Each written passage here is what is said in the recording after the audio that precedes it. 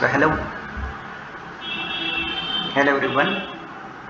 I am Professor Sachin Mohan Gage from Sanjeevani KB Polytechnic Kopargaon. So in today's session we are going to discuss the multiple choice questions which was asked by MSBT in previous year examinations. Along with this, I will tell you some tricks regarding the questions and their answers, and as well as the few things which are related to how to attempt the online multiple choice question paper. Okay, let us start with the unit number 4, that is your chemical bonding. So in chemical bonding there are so many questions which was asked by the MSBT. For example, this is the first question which was asked by the MSBT. So the number of lone pair of electron in nitrogen is, so how to calculate the lone pair of electron? So here nitrogen atomic number is 7, so configuration is 2,5. okay, so here we have configuration say 2,5. okay, so 5 in the sense 5 electrons are present in the last orbit, in the second orbit. So you know that electrons, they are present in a pair. So this is the first pair 2, and second one 2, so total is 4, and the last one is 1 electron. So इथं प्रश्न काय विचारला, lone pair of electron. Lone pair ना, pair म्हणजे जोडी. मग किती जोड्या आहे तर 2 जोड्या आहे. म्हणजे लोन पेअर ऑफ इलेक्ट्रॉन किती आहे तर 2 आहे. Okay, this can be written like this, nitrogen, okay, and here 2, here 4, and the remaining one is single. So lone pair of electron is 2, and the correct answer is 2. okay, the number of atom present in a molecule indicate its number of atom means the atomicity.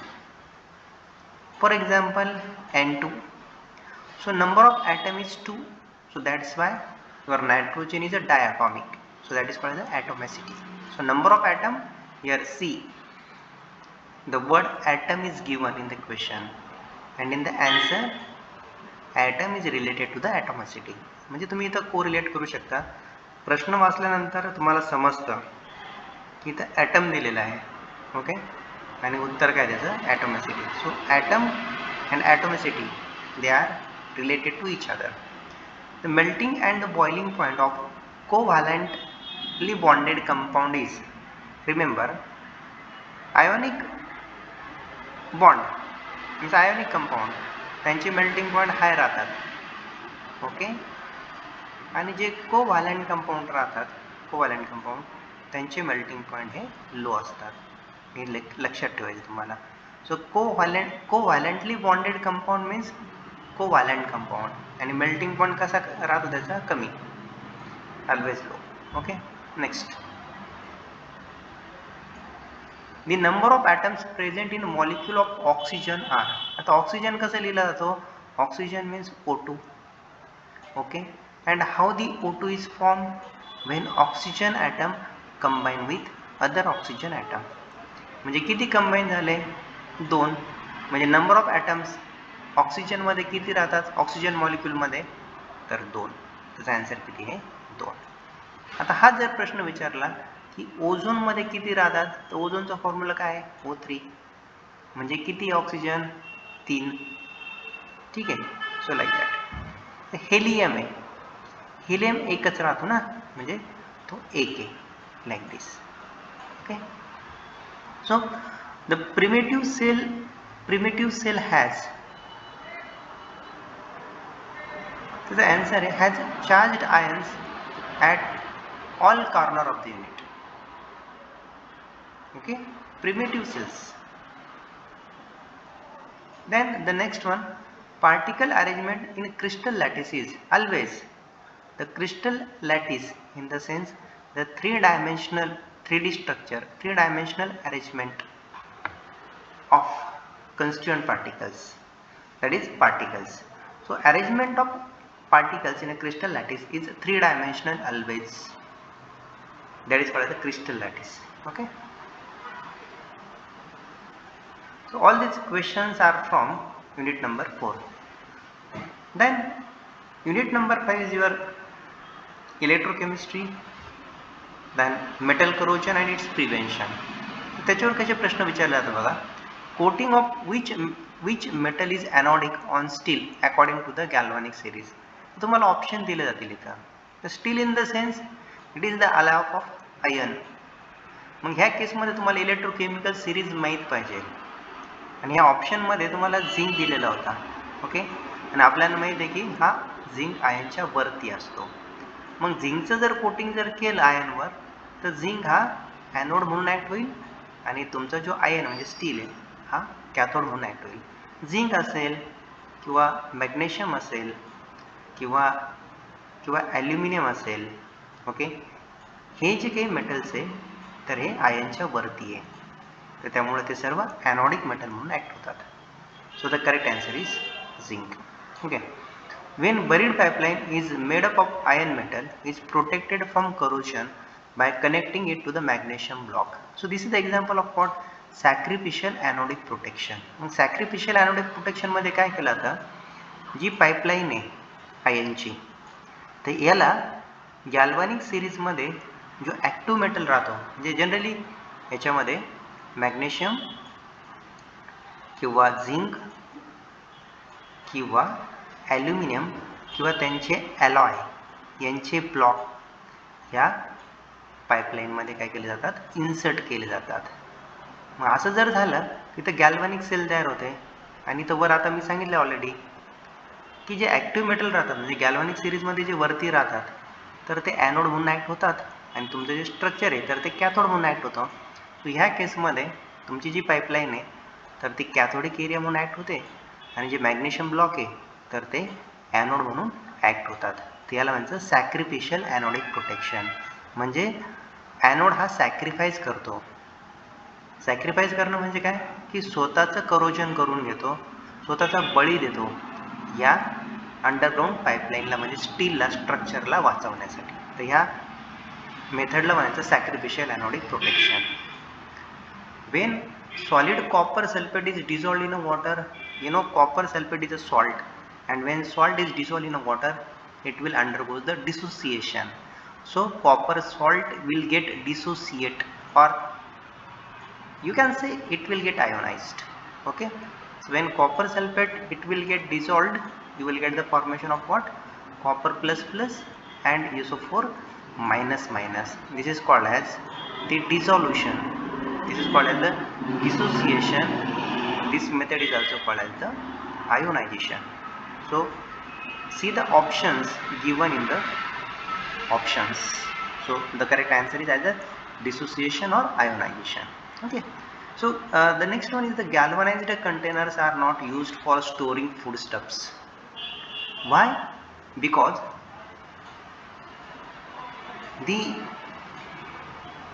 foodstuffs they are made from the steel, okay, and if it is coated by means of the zinc it is called as the galvanized container. तर हा पण प्रश्न विचारू शकतात की गॅल्व्हनायझिंग म्हणजे काय. गॅल्व्हनायझिंग म्हणजे काय की ज्या कंटेनर ज्या युटेन्सिलला झिंकचं कोटिंग दिलं जातं त्याला गॅल्व्हनाइज्ड कंटेनर म्हणतात, त्या प्रोसेसला गॅल्व्हनायझिंग म्हणतात. आता असे जे गॅल्व्हनाइज्ड कंटेनर्स आहे म्हणजे जी भांडी आहे तर ती आपण अन्न बनवण्यासाठी किंवा अन्न स्टोअर करून ठेवण्यासाठी वापरत नाही. याचं कारण आहे, कारण काय की the food is slightly acidic in a nature. म्हणजे काही फूड राहतं की जे ॲसिडिक राहतं, जसं फॉर एक्झाम्पल टोमॅटो, लोणचं, ठीक आहे, किंवा लिंबू. असे जर पदार्थ तुम्ही या झिंकच्या भांड्यामध्ये जर ठेवले तर झिंक हा ॲक्टिव्ह असल्यामुळं तर तो ॲसिडमध्ये काय होतो, पटकन डिझॉल्व्ह होतो आणि डिझॉल्व्ह झाल्यानंतर काय होतं, त्याचा एक कंपाऊंड तयार होतो, zinc compound. It react with the food, it form the zinc compound and causes the poisoning, leads to poisoning. त्यामुळे तुमचं कंटेंट काय होतं, पॉयझनस होतं. म्हणून गॅल्व्हनाइज्ड कंटेनर हे फूड स्टोअर करण्यासाठी किंवा प्रिपेअर करण्यासाठी वापरत नाही, कारण zinc react with the food and leads to poisoning. Next, when piece of impure zinc and pure zinc comes in contact with moisture, who corrode faster? See, impure zinc in the sense that zinc contain impurity, okay, and pure in the sense that zinc is 100% pure. So impure zinc undergoes the corrosion faster. आता impure zinc चं corrosion का होतं? कारण zinc बरोबर कोणती तरी impurity याच्यामध्ये असणार आहे, बरोबर आहे. फॉर एक्झाम्पल आपण असं कन्सिडर करूया की झिंक बरोबर आयनची इम्प्युरिटी आहे. मग दोन टाईपची इम्प्युरिटी असेल, एक less active and the second is more active. जर समजा लेस ॲक्टिव्ह मेटल इम्प्युरिटी असेल आयन सारखी, तर त्या केसमध्ये काय होणार आहे, झिंक हा ॲनोड म्हणून ॲक्ट होणार आहे आणि आयर्न हा कॅथोड म्हणून ॲक्ट होणार आहे. तर या केसमध्ये इम्प्युअर झिंकचं रॅपिड करोजन होतं. आता इथे इम्प्युरिटी नसल्यामुळं इथे गॅल्व्हॅनिक सेल तयार होत नाही, आणि गॅल्व्हॅनिक सेल जर तयार झाली नाही तर त्या पद्धतीने त्याचं करोजन सुद्धा काय होतं, कमी होतं करोजन, परंतु कमी होतं, कारण गॅल्व्हॅनिक सेल इथं बनत नाही. म्हणून जनरली इम्प्युअर मेटल जर असेल तर त्याचं करोजन नेहमी काय होतं, जास्त राहतं, हे आपल्याला लक्षात ठेवायचं. Okay. Then the chemical reaction in a primary cell is irreversible. आता दोन टाईपचे सेल राहतात, एक म्हणजे प्रायमरी आणि दुसरं म्हणजे काय, सेकंडरी. प्रायमरी म्हणजे काय की ज्याच्यामध्ये आपण त्या सेलचं ते बॅटरीचं चार्जिंग करू शकत नाही. म्हणजेच काय, रिॲक्शन काय होते, समजा तुम्ही एखादा सेल कन्सिडर केला की जो आपण रिमोटमध्ये वापरतो किंवा घड्याळामध्ये वापरतो, तर त्या केसमध्ये काय होतं, फक्त समजा एक्स ॲक्टिव्ह कंपोनंट आहे, ओके, आणि तो कन्वर्ट होतो वायमध्ये. म्हणजेच काय, chemical energy is converted into the electrical energy, आणि हा डिस्चार्ज होत चालतो. मग त्याची एक लाईफ राहते, एक 6 महिन्याने 8 महिन्याने तो सेल संपून जातो, आपण त्याला फेकून देतो. म्हणजेच काय की प्रायमरी सेल म्हणजे काय की असं सेल की आपण ज्यांना रिचार्ज करू शकत नाही. का रिचार्ज करू शकत नाही, कारण आपण ही रिॲक्शन परत रिव्हर्स करू शकत नाही. X is converted into the Y, discharging take place, but again you cannot convert y into the x. So this reaction is called the irreversible. म्हणजे जी रिॲक्शन परत बॅकवर्ड, म्हणजे दोन टाईपचे, एक फॉरवर्ड आहे, ही फॉरवर्ड रिॲक्शन आहे, आणि this one is your backward reaction. म्हणजे फक्त जर फॉरवर्ड रिॲक्शन जर होत असेल तर त्याला इरिव्हर्सिबल म्हणायचं, ओके. आणि सेकंडरी सेलमध्ये काय होतं, चार्जिंग पण होतं आणि डिस्चार्जिंग पण, म्हणजे X to Y. For example त्या डिस्चार्जिंग झालं आणि आपण परत काय केलं, इलेक्ट्रिसिटी पास केलं आणि ही रिॲक्शन उलटी केली, म्हणजे Y is again converted into the X. So this is called the charging. म्हणजे ज्याच्यामध्ये काय होतं, चार्जिंग आणि डिस्चार्जिंग, चार्जिंग होतं त्याला म्हणजे रिव्हर्सिबल, म्हणजे फॉरवर्ड रिॲक्शन पण होते आणि बॅकवर्ड रिॲक्शन पण होते. हे पण दोन्ही पण लक्षात ठेवायचं. प्रायमरी सेल म्हणजेच इरिव्हर्सिबल सेल आणि सेकंडरी सेल म्हणजे काय, तुमची रिव्हर्सिबल. प्रायमरी सेलचं example for example dry cell, secondary सेलचं example for example lead acid storage battery, म्हणजे आपण घरामध्ये जे इन्व्हर्टर वापरतो ते सुद्धा याचं एक्झाम्पल आहे. And electrolytic solution is electrically neutral. Electrolytic solution generally salt जर असेल ते न्यूट्रल राहतं. पण तुम्हाला जर विचारलं की ॲसिडचं जर एखादं सोल्युशन असेल तर नो डाऊट ते काय असणार आहे, ॲसिडिक. आणि बेसचं जर सोल्युशन असेल तर ते काय राहतं, basic. So electrolytic solution in the sense generally salt solutions are neutrals, ते न्यूट्रल राहतात, okay. Select the metal used as a sacrificial anode. आता सॅक्रिफिशियल ॲनोडमध्ये ऑलरेडी मी तुम्हाला सांगितलं, जनरली मॅग्नेशियम, झिंक, ॲल्युमिनियम हे ॲक्टिव्ह मेटल आहे, ओके, आणि म्हणून यांना सॅक्रिफिशियल ॲनोडिक मेटल म्हणून वापरलं जातं. सॅक्रिफिशियल ॲनोड म्हणजे मेटल हे जनरली मॅग्नेशियम, झिंक किंवा ॲल्युमिनियम्स असतात, okay. Next one, the aluminium metal is corrosion resistance because. आता ॲल्युमिनियम मेटल हा इलेक्ट्रोकेमिकल सिरीजमध्ये वरती आहे, अगदी आयनच्या वरती आहे, तरी पण ॲल्युमिनियमचं करोजन होत नाही, तो करोजन रेजिस्टन्स. याला कारण आहे की ॲल्युमिनियमवर कोणत्या टाईपची फिल्म तयार होते, नॉन पोरस, आणि नॉन पोरस फिल्म म्हणजे काय, प्रोटेक्टिव्ह फिल्म. तर त्यामुळे ॲल्युमिनियमचं करोजन हे होत नाही. तर त्यामुळं ॲल्युमिनियमला ही फिल्म करोजन रेजिस्टन्स बनवते, and the answer is non porous, okay. In case of pure metal the rate of, impure metal जर असेल तर करोजनचा रेट हा फास्टर राहतो, आणि प्युअर मेटल जर असेल तर करोजनचा रेट हा काय राहतो, स्लो राहतो. हे लक्षात ठेवायचं, ओके. नेक्स्ट, आता हे जे इथं 17-18 नंबर जो दिसतोय तर हे युनिट नंबर 4 वरचा क्वेश्चन आहे. युनिट नंबर 4 हा पण युनिट नंबर 4 वरचा क्वेश्चन आहे. ठीक आहे. काय the bond involving electrostatic force of attraction between hydrogen and an electronegative element of two different molecules. Hydrogen and electronegative atoms like say for example fluorine, oxygen and nitrogen, electronegative atom. So the electrostatic force of attraction between hydrogen and these electronegative atoms up to different molecule is called the hydrogen bonding. Is called the hydrogen bonding. Okay, and this is the example of what intermolecular, कारण दोन molecules मधला आहे, दोन वेगळ्या molecules मधला हा force of attraction आहे, म्हणून त्याला इंटरमॉलिक्युलर म्हणतात. Okay, lattice point only present at the 8 corner. जर लॅटिस पॉइंट म्हणजे कन्स्टंट पार्टिकल फक्त कॉर्नरला जर असेल युनिट सेलमध्ये, म्हणजे असं स्ट्रक्चर. ओके, म्हणजे फक्त तुम्हाला या क्युबिक सेलमध्ये हा झाली तुमची क्युबिक सेल. ओके, या क्युबिक सेलमध्ये किती कॉर्नर आहे तर 8 कॉर्नर आहे. मग जर समजा कॉन्स्टंट पार्टिकल फक्त आणि फक्त तुम्हाला जर कॉर्नरला जर दिसत असेल तर त्या युनिट सेल आपण काय म्हणायचं, simple cubic. That is called as the simple cubic. Okay, so lattice point only at the corner of unit cell is called as the simple cubic. आता इथं उत्तर BCC दिलेलं आहे, पण BCC चुकीचं आहे. BCC मध्ये काय राहतं, 8 कॉर्नरला 8 लॅटिस पॉइंट राहतात, पण ह्या क्यूबच्या cube is nothing but the body, पण या बॉडीच्या सेंटरला मध्ये एक आणखीन लॅटिस पॉइंट राहतो, म्हणून त्याला बॉडी सेंटर्ड म्हणतात. बॉडी सेंटरचा अर्थ काय की त्या क्यूबच्या सेंटरला सुद्धा एक लॅटिस पॉइंट राहतो in addition to 8 corner. So the answer is simple cubic. Okay, ionic compounds are soluble in water. हे लक्षात ठेवायचं, हे सगळे आयोनिक कंपाऊंड हे पाण्यामध्ये सोल्युबल असतात. Okay, I am not a homopolymer. आता इथं जर बघितलं तर युनिट नंबर 6 वर विचारलेलं आहे, युनिट नंबर 6 वर. ओके, आपण एक साधारणतः 30 प्रश्न बघूया, त्यावरून तुम्हाला अंदाज येईल की कशा पद्धतीचे प्रश्न विचारले जातात. प्रश्न हे अतिशय सोपे राहतात, एकदम बेसिक प्रश्न विचारले जातात. तुम्ही जर ऑब्झर्व जर केलं तर प्रश्नामध्येच तुम्हाला उत्तर भेटतं आणि सिलेबसच्या बाहेर हे जनरली विचारलं जात नाही. तर त्यामुळं MCQचा पेपर देताना तुम्हाला तुमचे कन्सेप्ट हे फारच क्लिअर ठेवावे लागतात. तुम्हाला अभ्यासच करावा लागतो. जनरली तुम्ही टेक्निकल पब्लिकेशनचं जर पुस्तक वापरलं, निराली पब्लिकेशनचं पुस्तक वापरलं, तर त्याच्यामध्ये खूप छान कन्सेप्ट आणि MCQ सुद्धा दिलेले आहे. त्याच्यानंतर MSBTने ॲप पण दिलेला आहे, तर त्या ॲपवर तुम्ही MCQ सोडू शकतात. सो प्रश्न सिंपल आहे, एक्झाम पण फार अवघड नाही आहे.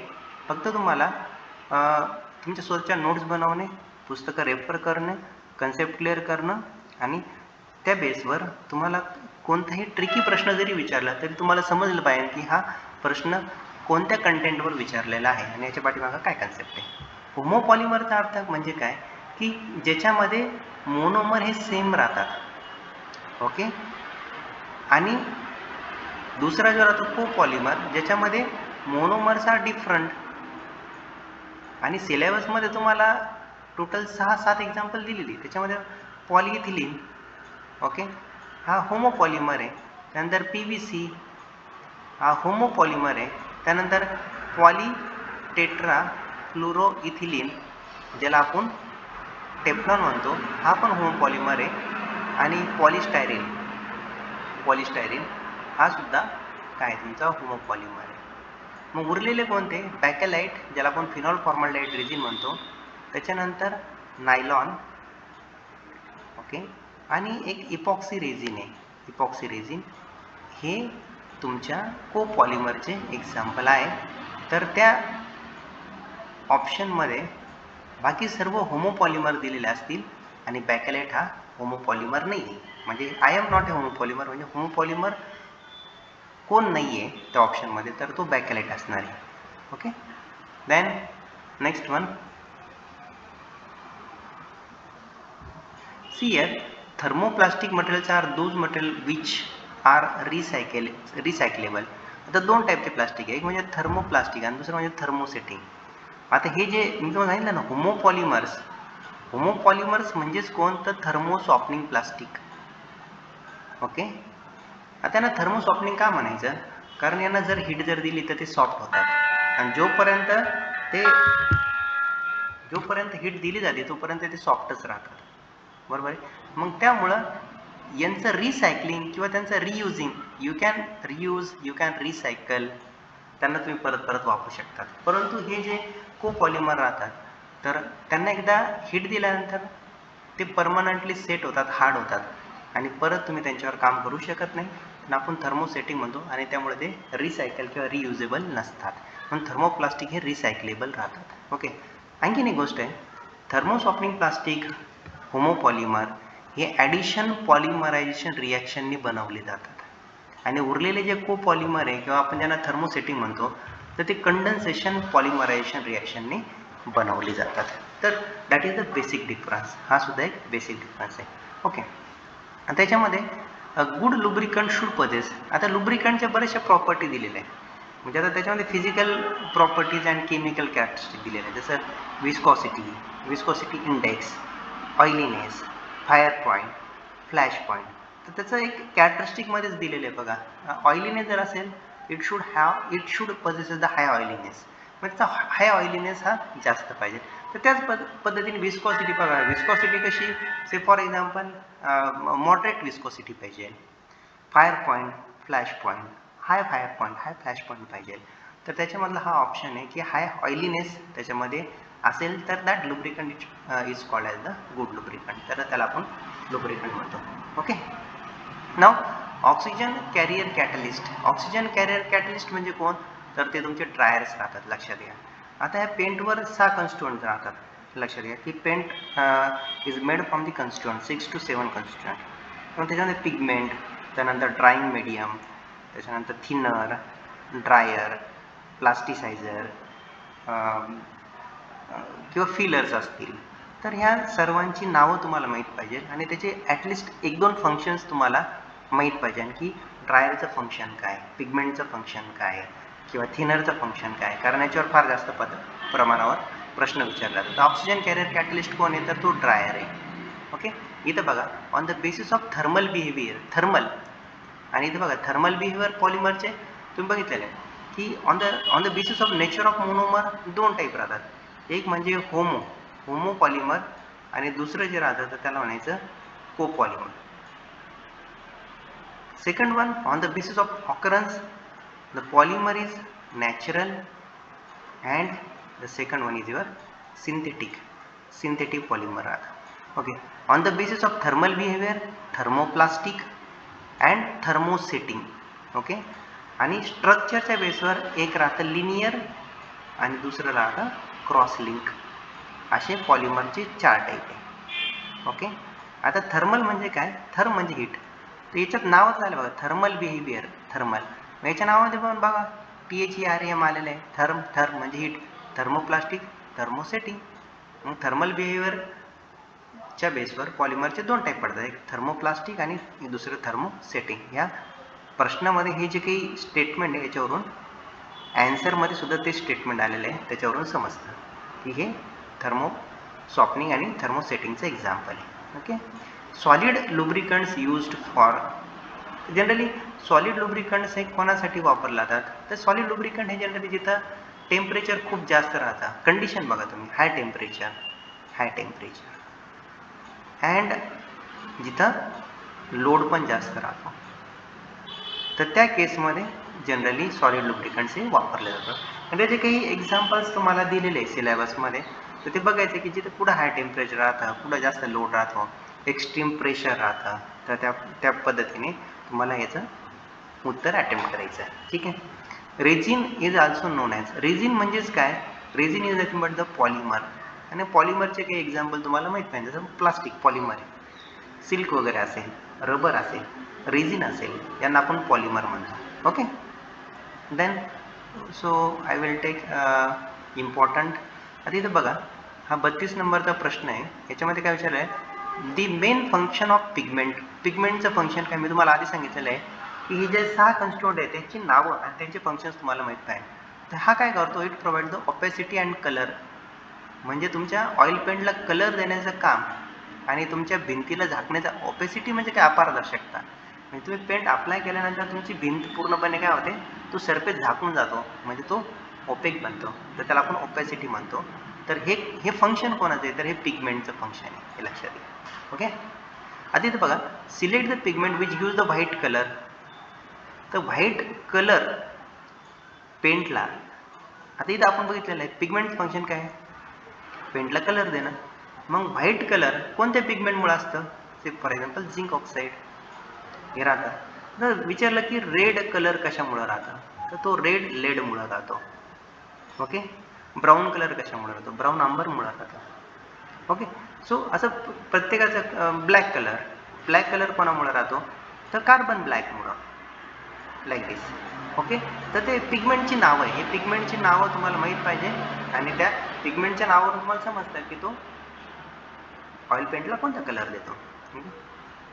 The pure water is the example of what, weak electrolyte. Pure water काय वीक इलेक्ट्रोलाइट आहे, कारण प्युअर वॉटरमध्ये आयन्सच नसतात, आणि ज्याच्यामध्ये आयन्स नसतात तर ते वीक इलेक्ट्रोलाइट राहतात. पण कोणाला तुम्हाला जर असं विचारलं की C water is a strong electrolyte, कारण सी वॉटरमध्ये भरपूर सॉल्ट राहतात, आणि सॉल्ट जर असेल तर त्याच्यामध्ये पॉझिटिव्ह आणि निगेटिव्ह आयन्स राहतात, म्हणून ते स्ट्रॉंग इलेक्ट्रोलाइट आहे. Okay, then see dry corrosion is also known as atmospheric corrosion. Dry corrosion किंवा त्याला आपण DCC म्हणतो, DCC ॲटमॉस्फेरिक करोजन किंवा ड्राय करोजन. ओके, सेकंडरी सेलला आपण स्टोरेज सेल म्हणतो. का, कारण मी सांगितलं की रिव्हर्सिबल रिॲक्शन होते. तुमची मोबाईलची बॅटरी आहे, तुम्ही एकदा चार्ज करता की नाही. Okay, that is also the example about secondary cell. म्हणजे याचा अर्थ काय होतं, इलेक्ट्रिसिटी त्या बॅटरीमध्ये स्टोअर करून ठेवली जाते, म्हणून त्याला स्टोरेज सेल म्हणतात, आणि म्हणून आपण ती वापरू शकतो ज्यावेळेस आपल्याला गरज आहे. तो secondary cell is called as the storage cell. Okay, याच्यामध्ये मी तुम्हाला एक सांगेल की तुम्हाला युनिट सेल करायचे आहे, म्हणजे सिम्पल क्युबिक, त्यानंतर BCC, त्याच्यानंतर FCC, आणि सिलेबसला आणखीन एक हेक्झागोनल क्लोज पॅच स्ट्रक्चर म्हणजे SCP दिलेलं आहे.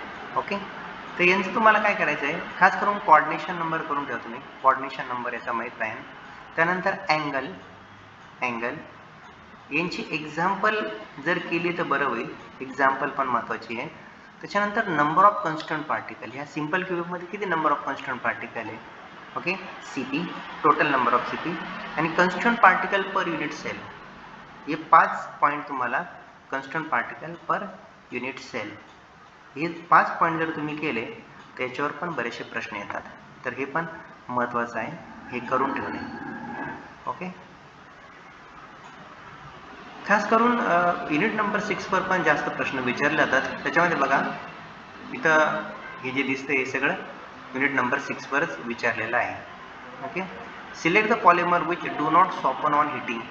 म्हणजे असा कोणता पॉलिमर आहे की तो हीट केल्यानंतर सॉफ्ट नाही होत, तर तो थर्मोसेटिंग असला पाहिजे. म्हणजे कोण, बॅकलाइट सारखा, नायलॉन सारखा किंवा इपॉक्सी रेझिन सारखा, हे पॉलिमर जनरली सॉफ्ट होत नाही. ओके, सो अशा पद्धतीने बरेचसे प्रश्न तुम्हाला दिलेले आहे. हे प्रश्न तुम्ही रेफर करू शकतात. प्रश्न एकदम सिंपल आहे. ठीक आहे,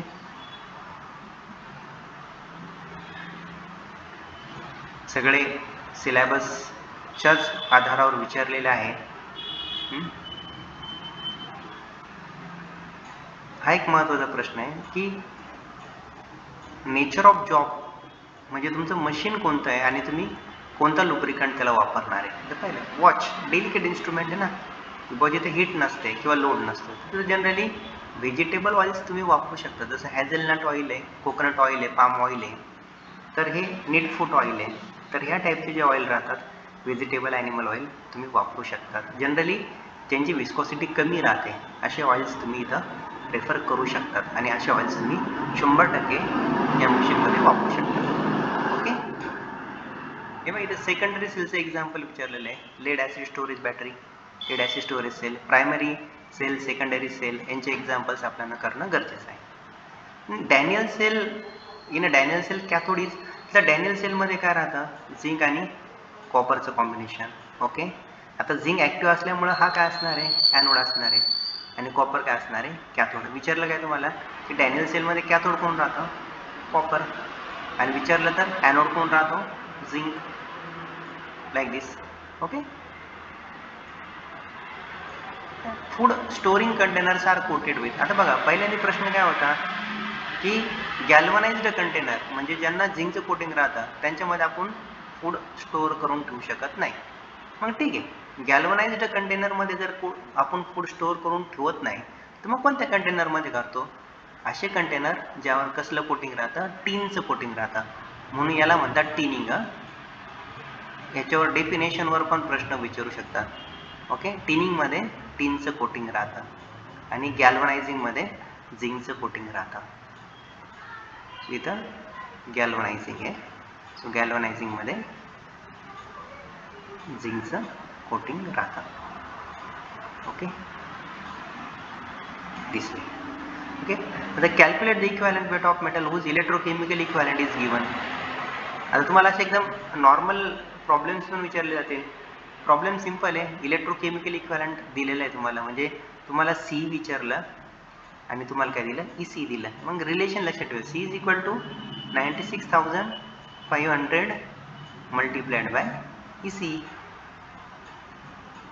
ठीक आहे. सो तुम्हाला calculator sir allowed in exam. मग तुम्हाला हे दिलेलं आहे, फक्त काय करणार तुम्ही 96,500 गुणिले 0.3 टाइम्स 0.00328. ओके. मग याचा आन्सर जे येणार आहे ते तुम्हाला त्या ऑप्शनमध्ये असेल, हे करून बघायचं, त्याचा आन्सर काय येतं ते बघायचं. ओके.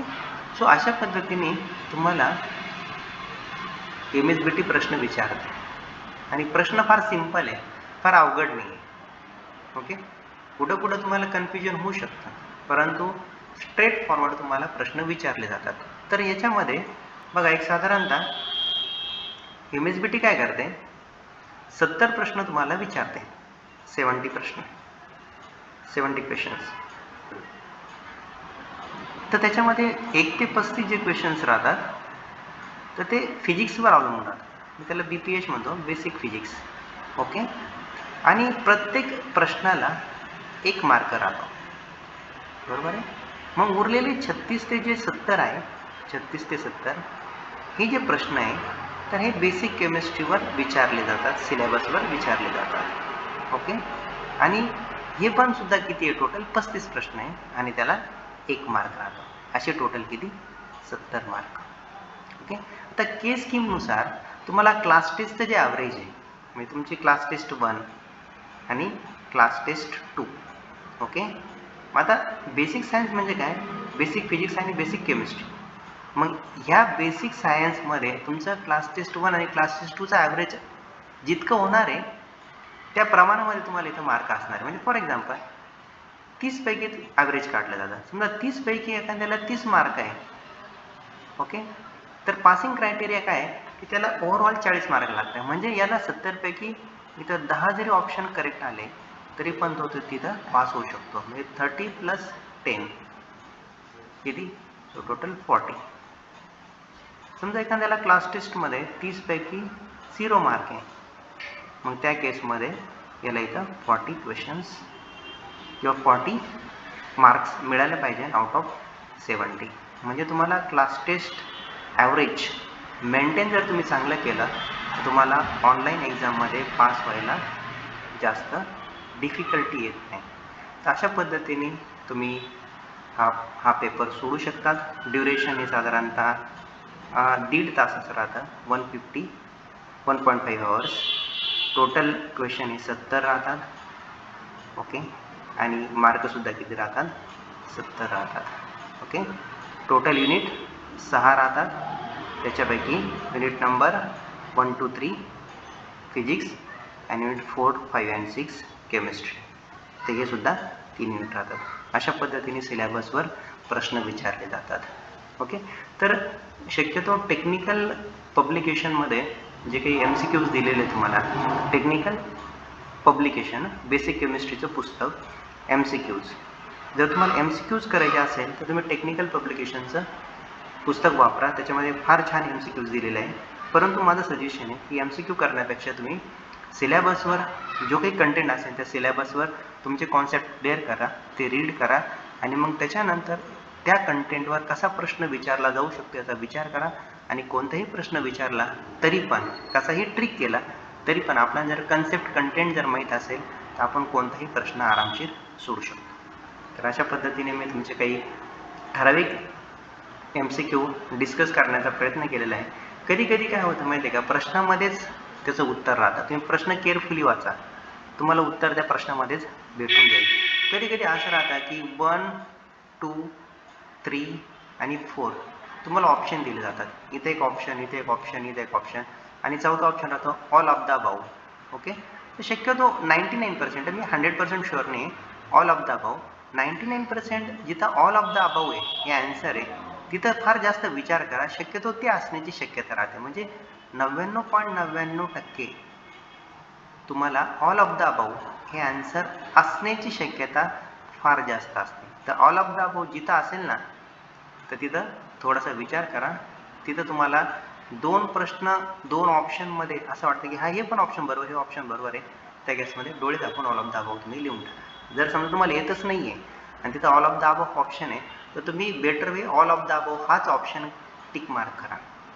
सगळेचे सगळे तुम्हाला प्रश्न अटेम्प्ट करणं गरजेचं आहे कारण याला निगेटिव्ह मार्किंग नाही आहे. तर त्यामुळे तुम्हाला उत्तर येत नसलं तरी पण लॉजिकली विचार करून थोडा विचार करा आणि तो ऑप्शन सिलेक्ट करा, टिक मार्क करा.